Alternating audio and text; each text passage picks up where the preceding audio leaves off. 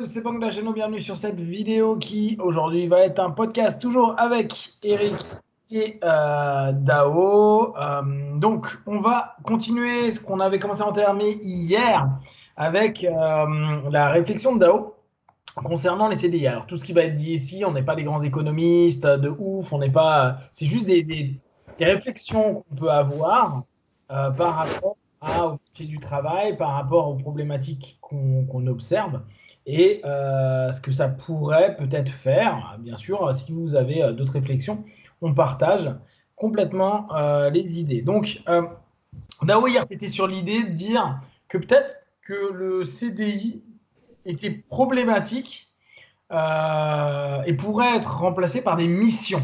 Donc, principe de mission, c'est de dire, bah, comme un CDD, pendant un laps de temps, dans une entreprise à un moment donné, tu vas devoir accomplir quelque chose, donc avec un retour, bien sûr, et permettre, et tu serais payé en fonction de ça.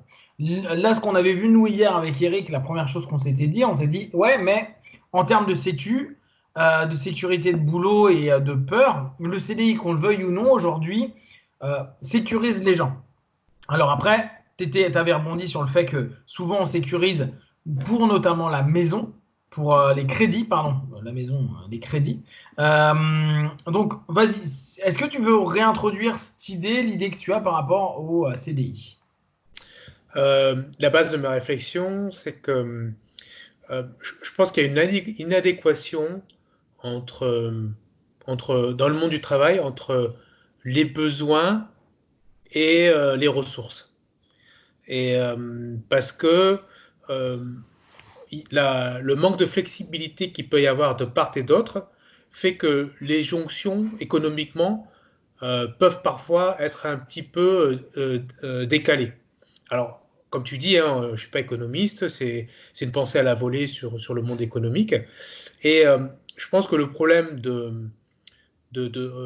qui est induit par ce manque de jonction, c'est parce qu'on a un manque de flexibilité des deux cadres, d'accord? C'est-à-dire le cadre de ce qui est proposé dans le monde de l'entreprise et le cadre des ressources qui peuvent répondre à ces besoins-là, d'accord? Et ça, on va le retrouver sur les contrats. Je m'explique. C'est un peu difficile à expliquer comme ça, mais je pense euh, il faudrait qu'on soit tous des entrepreneurs, en gros. D'accord? C'est pas forcément le mot CDD qui est impacté, mais il faudrait qu'on ait tous des statuts d'entrepreneurs parce qu'on a tous des tâches dans l'entreprise. Et qu'une fois qu'on a fini nos tâches, souvent, ben, soit les gens se font chier, soit ils trouvent plus de choses à faire, soit ils se retrouvent dans des plans de licenciement, tout ça, qui fait que, enfin, il y a une espèce de manque de mobilité qui les empêche d'aller peut-être vendre leurs compétences dans une autre entreprise. Mais comme ils ont un CDI, ils n'osent pas partir parce qu'ils ont peur de perdre ce CDI et tous les avantages que ça apporte. Et si dans un cadre global, on changeait les règles du jeu, c'est-à-dire que on ne regarde plus les CDI, mais le CDI ne prévaut pas pour la sécurité, d'accord? C'est-à-dire qu'on changerait complètement le paradigme du monde du travail. On obtiendrait plus de flexibilité, plus d'adaptabilité, et peut-être aussi des gens, des travailleurs qui soient plus responsables et qui auraient plus l'amour de ce qu'ils font parce qu'ils pourraient aller de mission en mission, même s'ils ont des compétences, ils vont changer de cadre et leurs compétences, ils vont l'adapter dans une entreprise qui a une politique, une philosophie différente à chaque fois. Et ça les permettait de grandir, de sortir de l'ennui et toujours de se surstimuler par le fait d'apprendre de nouvelles choses. Alors là, tu parles d'un postulat où le travail commencerait à ce moment-là à être autre chose que un devoir pour obtenir simplement un gain et pouvoir le réexploiter. Beaucoup de personnes voient le travail non pas comme une activité plaisante ou potentiellement plaisante, mais simplement il me faut un salaire et je prends un boulot à un autre. Là, dans ce que tu présentes, il y a une espèce de notion où on peut aller vendre des compétences, on peut aller vendre ces compétences, ne pas s'enfermer dans certaines compétences ou dans certaines missions pour aller en choisir d'autres et toujours être dans une forme d'exaltation, responsable à un moment donné Mhm. de, euh, de son travail. Donc, dès lors, vendre sa force de travail et ses compétences mais aussi dans des missions qui correspondent plus, plutôt que rester dans une espèce d'entité qui fige et qui, au bout du compte, endort le travailleur. Ben, ouais, d'ailleurs, je vais prendre un exemple concret. Quelqu'un comme Eric, qui est bourré de talent, ce type d'écosystème, ça lui conviendrait complètement. C'est-à-dire que c'est quelqu'un qui pourrait faire une mission de 3 mois pour aider des gens, une mission de 3 mois pour faire une intervention dans le cadre, je sais pas moi, apprendre une nouvelle langue dans une entreprise qui travaille à l'international, qui pourrait avoir une mission dans une boîte qui fait du coaching sportif.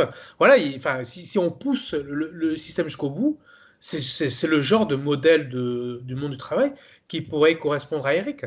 Parce que c'est quelqu'un qui n'aime pas être figé dans un cadre du monde du travail. Il le dit très souvent, les bureaux, la défense, c'est pas pour lui. Mais il a quand même besoin de travailler et ce serait bien pour lui, tu vois, de ce genre de truc. Mais là, je pousse vraiment le modèle à l'extrapolation la plus extrême. D'accord. Donc là, on recroise aussi sur le fait que tu peux développer au fur et à mesure de ton apprentissage et ton éducation intellectuelle et professionnelle des compétences diverses, annexes, qui pourraient être réexploitées, alors qu'effectivement, par exemple, tu peux être sportif, tu peux être aussi bien un littéraire, un artiste, et qu'aujourd'hui, bah, tu vas rentrer dans un truc où ça se trouve, tu vas être plombier ou vendeur et tu n'exploites pas d'autres aspects de toi qui pourraient à un moment ou à un autre servir à des entreprises ou autres. C'est ça que Mm. tu. Oui, Eric pour être prof. Il y a des gens qui peuvent être profs. Tu as des gens qui sont d'excellents pédagogues, qui travaillent dans le monde privé, mais qui ont des capacités à expliquer les choses, à vulgariser les choses. Et ils pourraient avoir un passage comme ça où ils font de la formation, puis après ils vont changer, ils vont aller dans l'expertise dans lesquelles ils sont bons. Enfin, voilà, avoir un cycle dans le monde du travail qui fait qu'il y a une stimulation constante et une énergie positive, quoi. Mais par contre, il faudrait vraiment changer complètement le modèle du monde du travail.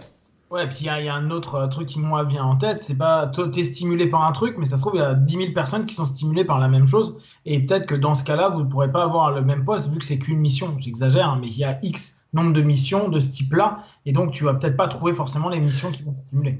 Ouais, mais alors moi je pense que sur la stimulation, on peut être stimulé par l'enseignement. Et l'enseignement, ça prévaut sur tout.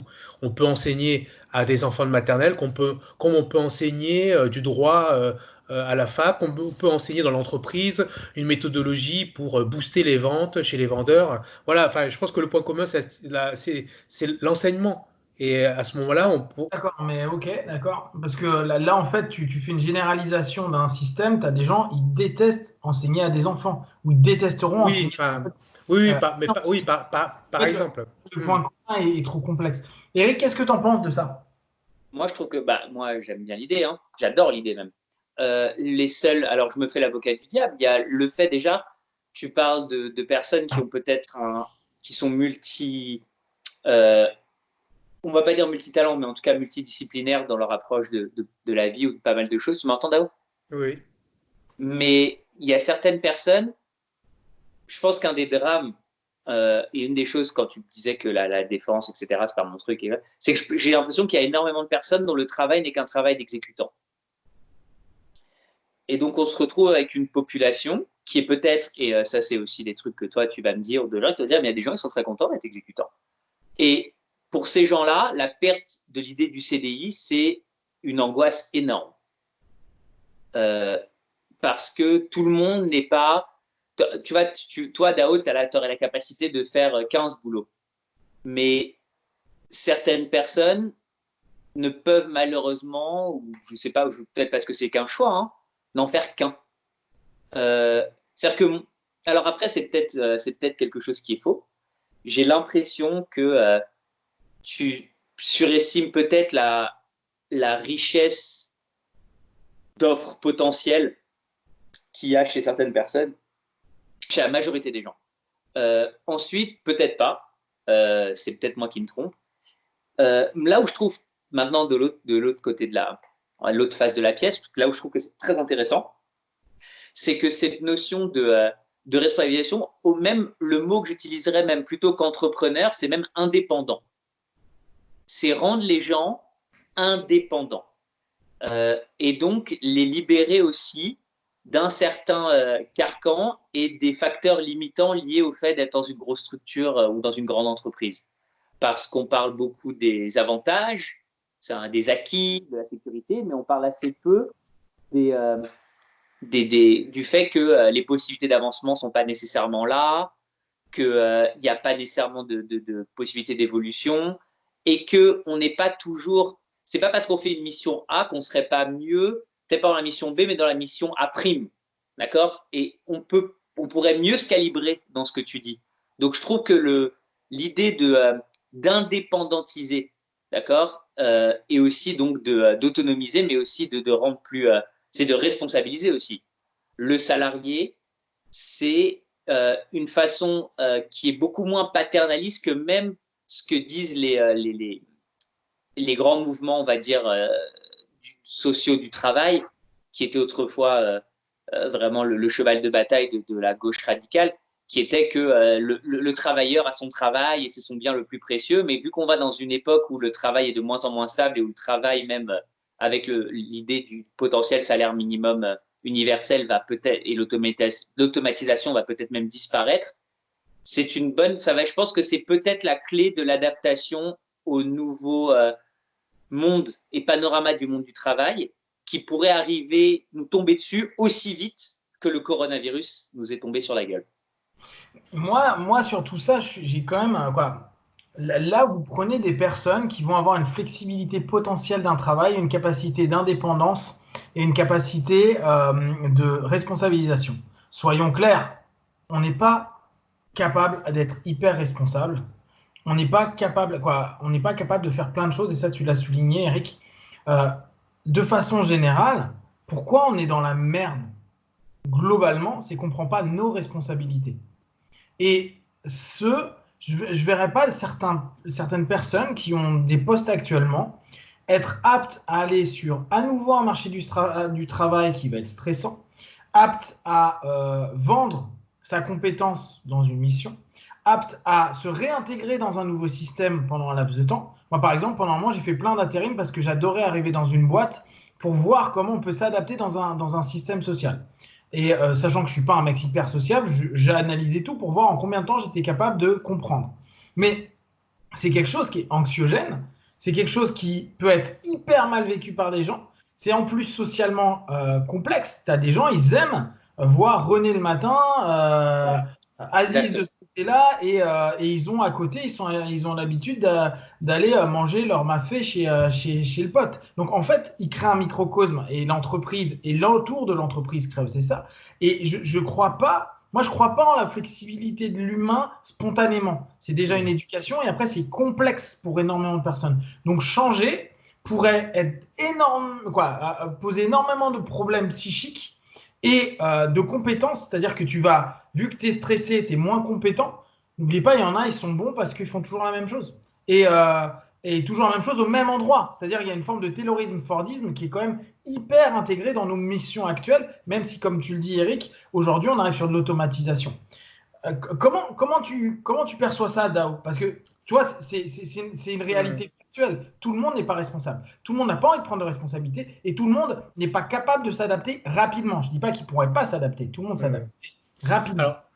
Alors, on fait de la prospective, hein, donc ça veut dire que c'est pas un modèle, voilà, on fantasme complètement sur ça. Complètement. Je pense qu'on pourrait déjà travailler sur la notion de ciblage. C'est cibler qui ça pourrait concerner. D'accord? Pourquoi moi je dis ça déjà à la base? Parce que c'est ce que je vis moi depuis 20 ans. C'est-à-dire que moi j'ai fait plein de boîtes dans un secteur qui est très dynamique, d'accord? Où il y a beaucoup d'offres et finalement peu de candidats. Et, petit à petit, depuis toutes ces années, je me suis rendu compte que je faisais des missions. C'est-à-dire que je rentre dans une entreprise, j'ai une mission, j'ai une deuxième mission, et généralement, au bout de quelques années, très peu d'années finalement, j'ai fait le tour de ce qu'il y avait à faire. Et on pourrait borner ça par un contrat à durée limitée. Et je me suis dit, et pourquoi je reste dans certaines boîtes? C'est parce qu'il y a cette histoire de CDI, de l'appréhension, de la peur, de sortir du CDI, etc. Mais si c'était borné dans le temps, j'ai l'impression, parce que, encore une fois, parce qu'on a un marché qui est dynamique, qui est attractif et qui me permet de faire ça, encore une fois. Il faut quand tu es dans le marché de l'informatique, c'est pas la même chose que le marché du foin ou autre, hein. Tu as Oui, quand oui, même oui, mais un secteur qui est vraiment spécifique. c'est pour ça que je parle de ciblage. Hmm. Euh, L'idée, c'est pas de dire que ce modèle-là s'applique à tout le monde, mais il y a certainement une certaine frange de la population active à qui ce modèle conviendrait parfaitement et qui donnerait, qui sortirait peut-être certaines personnes d'une forme de torpeur qui est liée au fait de la peur de se retrouver sur le marché du travail sans travail, quoi. Et l'idée, c'était plutôt de créer un cadre, un nouveau cadre de travail pour ces gens-là qui, au bout de 2, 3 ans, s'ennuient dans leur boulot. Et pour aller même plus loin, quand on parle de ciblage, peut-être que c'est plus une problématique de ville, de grande agglomération. Dans les grandes agglomérations, on a peut-être plus ce cas-là, un peu moins en province parce que le mode de vie fait que les choses sont un peu plus ralenties. Mais certainement qu'il y a des gens qui vont à la défense, qui se tapent 2 heures le matin et 2 heures l'après-midi, 2 heures le soir pour entrer chez eux, qui font un boulot qui les font chier et dont la seule qui les tient, c'est la peur de se retrouver dehors sans boulot. Alors que c'est des gens qui ont beaucoup de potentiel, qui pourraient faire des choses, qui pourraient prendre ce qu'ils ont appris pendant 10 ans je sais pas moi, dans une banque à la défense et l'appliquer dans un autre domaine, etc. Enfin, encore une fois, Je reviens sur un truc, hein, la capacité d'adaptation. Tu peux avoir été très bon dans une entreprise avec une compétence que tu as et arriver dans une nouvelle structure avec une nouvelle philosophie, une nouvelle politique d'entreprise qui, même si on te demande la même chose, ne te permet pas d'être dans le même fonctionnement parce qu'il y a d'autres process, il y a d'autres choses. Moi, ce que tu dis, pour moi, a du sens. Ce qui me dérange, c'est que l'humain, pour moi, il galère à adapter. On a une résistance au changement. Tu fais le même boulot dans une autre boîte, s'il y a une résistance au changement, il faut t'adapter à un nouveau management, il faut t'adapter à un nouveau process, il faut t'adapter à un nouveau logiciel, il faut t'adapter à des nouveaux collaborateurs, il faut t'adapter à une nouvelle cantine, il faut t'adapter à un nouveau temps. Et pour moi, c'est ça, c'est la résistance au changement qui fait que j'entends ton truc, mais je me dis, l'humain, il est en résistance au changement. Et c'est normal, si elle ne s'impose pas le changement, d'où le fait qu'on reste dans des CDI, bah, tu cherches pas de solution. Je te laisse, je vais laisser Eric un petit peu parler, mais c'est vraiment cette notion-là, moi, tu vois, je capte ce que tu veux dire parce que je trouve que ça a du sens et ça me parle. Mais là encore, Eric l'a très bien dit tout à l'heure, tu es quelqu'un qui pourrait faire 15 boulots différents. Je connais plein de personnes qui pourraient pas faire 2 boulots différents. Donc ça voudrait dire que de toute façon, il irait d'une mission à une autre en faisant la même chose dans une autre entreprise. C'est là où c'est intéressant. Ouais, Eric, qu'est-ce que ça te Alors, fait?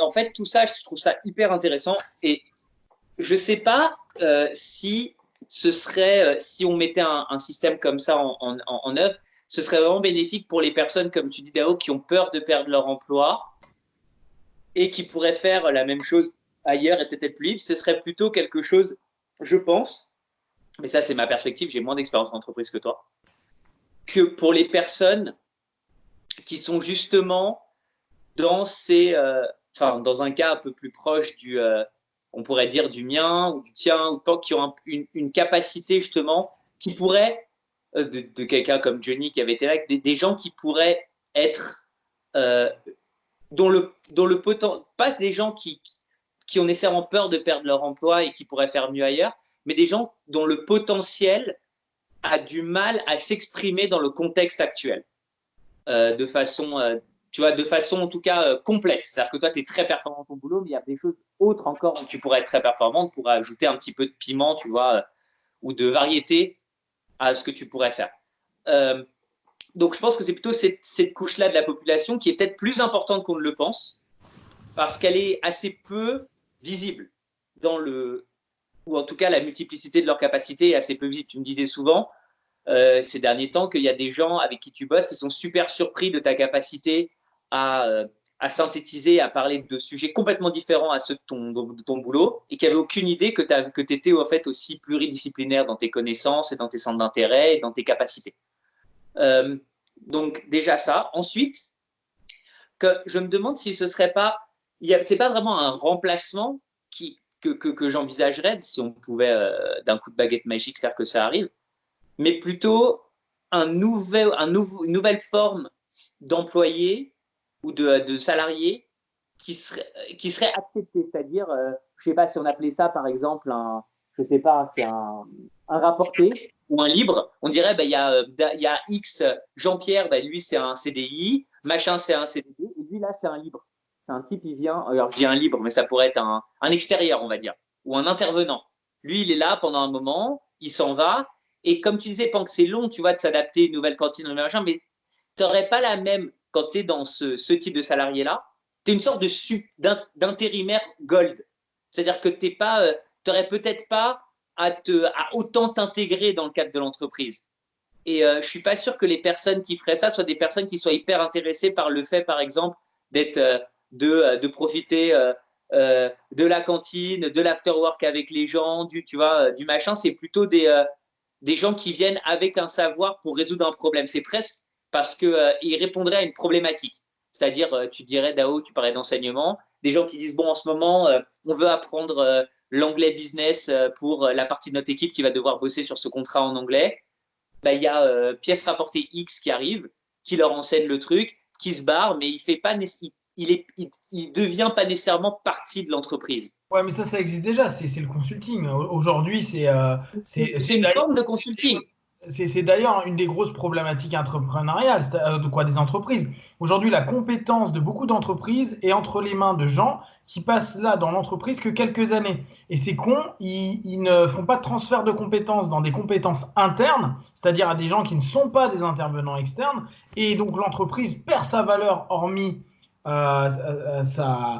en gros, la connaissance et la compétence auraient été déployées par un élément externe. Amou, il pourrait bien t'en parler de ça d'ailleurs, il l'a vécu. Mais c'est peut-être une forme de consulting multitâche. C'est-à-dire que tu n'es pas juste un consultant en X. Tu peux être un multi-consultant. Et l'autre truc que j'ai vu, alors ça, vous allez peut-être me dire que j'ai tort, mais j'ai l'impression que mes amis, alors qui bossent dans des secteurs peut-être un petit peu plus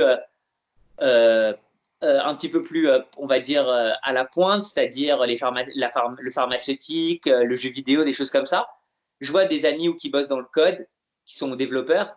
Ce qui se passe, ou en marketing dans le jeu vidéo, c'est assez proche, Dao, de ce que tu dis au final, parce que à chaque fois qu'ils remplissent leur mission, il y a une renégociation de contrat. C'est-à-dire, j'ai un ami, par exemple, un de mes meilleurs amis travaille dans une grosse boîte de jeux vidéo, donc sur un projet de jeu. Il travaille dessus. Quand le jeu sort et qu'il a bien fait son boulot, la première chose qu'il fait, donc ça prend 3 ans, on va dire, il va voir son patron et il dit, bon, enfin le supérieur, il dit, bon, quid de l'augmentation, quid du changement de poste. Si on lui dit non, il dit, je vais ailleurs, parce qu'il y a des chasseurs de tête qui me débauchent, ou vous me gardez. Donc au final, même s'il a un CDI, il prend la forme de plein de CDD qui sont en fait sous-entendus. Et je vois chez mon frère qui change souvent de boulot dans une grande entreprise de pharmaceutique, j'ai l'impression que c'est un peu la même chose. C'est au bout d'un moment, il dit, bon, j'ai rempli tel objectif, quid de ce que vous allez me donner maintenant, ou je vais ailleurs. Ouais, et en général, si ça a été fait, on leur donne. Donc c'est presque le cas dans les. Je pense que c'est pour ça, Dao, que ça touche autant, parce que c'est presque le cas on est au bord de ça dans les entreprises qui sont à la pointe. Ouais. Dans l'IT. Faut bien voir qu'il y a un niveau d'éducation qui est aussi derrière, qui permet des choses. Sinon, tu te retrouves en intérimaire lambda, tu vois. Moi, quand je faisais l'intérim, je pouvais être aussi bien jardinier que remplacer des trucs dans une grande surface, que remettre en rayon, que être vendeur de layettes. Tu vois, j'ai vendu des layettes, quoi. Donc, au bout du compte, c'est le même principe, quoi. Tu vois, c'est l'intérimaire. C'est l'intérimaire. L'intérimaire reste celui qui, parfois, faute d'éducation, de diplôme, etc., pourrait faire ça. Là, ce que tu es en train de donner comme exemple, c'est éducation élevée et expérience qui ont été marquantes. Donc, on va dire, certains standings, certains niveaux éducatifs, je reste toujours sur cette idée-là, tu peux faire ça, mais il va y avoir soit les intérimaires de base, soit, comme tu dis, les intérimaires qui vont être premium. Et quid à ce moment-là entre les deux. Dao, pour conclure, qu'est-ce que tu pourras dire? Et on continuera demain, si vous voulez, sur ce genre de choses-là. Je trouve que c'est très intéressant. Ouais, en fait, ce qu'il raconte sur ce qu'on appelle les promotions internes, c'est-à-dire le changement de mission. Moi, je l'ai vécu dans une grosse boîte, pareil, où tu pouvais changer de poste. Il y en a plein qui le faisaient. En fait, l'idée, c'est de prendre ce schéma-là et essayer de l'exploiter pour en faire quelque chose de plus de plus usuel en fait dans le monde du travail, non plus intra-entreprise, mais inter-entreprise. Pourquoi je dis ça? Parce que ce que je trouve intéressant sur le fait de changer de poste, et pour l'avoir fait beaucoup dernièrement, c'est on vient très positif. On amène des idées qui sont intéressantes, qui, si elles sont écoutées, peuvent changer à un certain modèle. Il y a une acceptation. Enfin, les nouveaux entrants, souvent dans les boîtes, souvent dans l'IT, hein, dans mon domaine à moi, sont souvent attendus parce que ils ont. Alors c'est vrai qu'encore une fois, c'est un secteur qui est assez dynamique et c'est un peu avant-gardiste par rapport aux autres secteurs, mais ils savent que les nouveaux arrivants sont là pour amener de la valeur parce qu'ils sont motivés, parce que voilà, il y a de la nouveauté, il y a le cas de la nouveauté, etc. En fait, l'idée c'est de prendre un peu ces schémas, comment dire, les facteurs clés de succès de ce modèle-là et voir si on peut pas les dupliquer sur d'autres domaines. Toujours dans un mode paradigme. Et évidemment que tout le monde, voilà, ça va pas plaire à tout le monde ce genre de truc-là. Mais l'idée, c'est d'exploiter ce schéma-là, c'est-à-dire que voir comment on peut aller plus loin et puis finalement peut-être redonner un peu plus de valeur aux intérimaires. C'est vrai que les intérimaires sont vus comme des statuts un peu en mode bancal, mais moi j'ai un pote, ça fait 20 ans qu'il fait de l'intérim en électricité, il adore ça, il ne veut pas rentrer. On lui a proposé plusieurs fois de rentrer à Airbus, à l'aérospatial et tout, il n'a jamais voulu parce qu'il aime cette idée de pouvoir changer de mission en permanence. Alors qu'on lui dit, mais il est intérimaire, mais c'est son choix à lui. Il trouve ça intéressant, il y trouve du plaisir. Donc peut-être redonner un peu plus de valeur à ces gens-là qui ont ce mindset de vouloir changer tout le temps. C'est comme, tu sais, comme dans l'informatique, les mecs ils disent, à une époque ils disaient, ouais, mais c'est un mec qui est instable, il change de boîte tous les 2-3 ans. Maintenant, bah, ça se fait beaucoup plus parce que c'est accepté. Parce qu'une mission, ça dure 3 ans. Et ouais, c'est juste changer un peu de truc. Évidemment que tous ces trucs sur lesquels on réfléchit, ce seront nos enfants qui en profiteront de ça. Mais c'est intéressant de commencer à réfléchir à ça parce qu'on aborde peut-être une nouvelle manière de voir les choses. Moi, voilà. Ok, je sais que tu voulais dire un truc, à moins que ça dure 30 secondes. 30 secondes. Je me demande, est-ce que ce que tu veux, c'est pas plutôt une reconnaissance de compétences qu'une reconnaissance juste diplômale? C'est-à-dire reconnaissance de compétences et reconnaissance de résultats passés qui devrait être la mesure de ta capacité à changer d'emploi et être pris dans l'entreprise.